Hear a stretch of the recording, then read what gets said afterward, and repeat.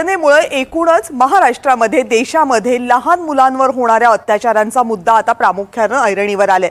जी आकडेवारी समोर येते ती आकडेवारी ही तितकीच धक्कादायक आहे। मुंबईचा विचार केला तर लहान मुलांच्या लैंगिक शोषणाच्या घटनांमध्ये केसेसमध्ये वाढ झाली आहे। अगदी मे महिन्यापर्यंत 500हून जास्त गुन्हे दाखल झालेले आहेत। गेल्या वर्षी याच काळात 465 गुन्हे दाखल झाले होते।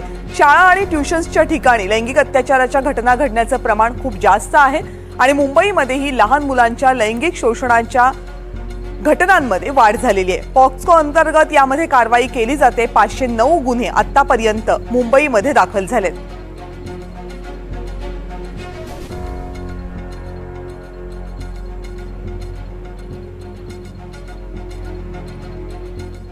मुंबईमधली ही आकडेवारी नेमकी काय सांगते ग्राफिक्सच्या माध्यमातून बघूयात। आपली मुलं किती सुरक्षित हा प्रश्न यामुळे प्रत्येकाच्या मनात येईल। बाल लैंगिक अत्याचाराच्या घटनांमध्ये सध्या प्रचंड वाढ झालेली पाहायला मिळते। मे अखेरपर्यंतचा जर विचार केला तर एकट्या मुंबईमध्ये 509 गुन्हे आतापर्यंत दाखल झालेले आहेत। गेल्या वर्षी याच काळामध्ये जे गुन्हे नोंद झाले होते ते 465 होते। याचा अर्थ गुन्ह्यांमध्ये वाढच होतीये सातत्यानं।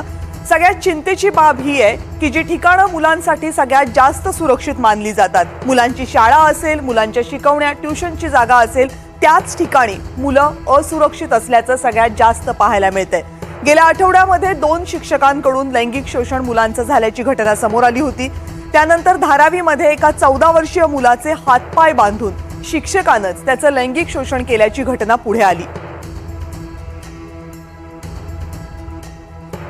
महाराष्ट्रभरामध्ये सुद्धा या घटनांमध्ये सातत्यानं वाढ होते आणि देशभरातली आकडेवारी पाहिली तरीही या घटनांमध्ये सातत्यानं वाढच होताना दिसतेय।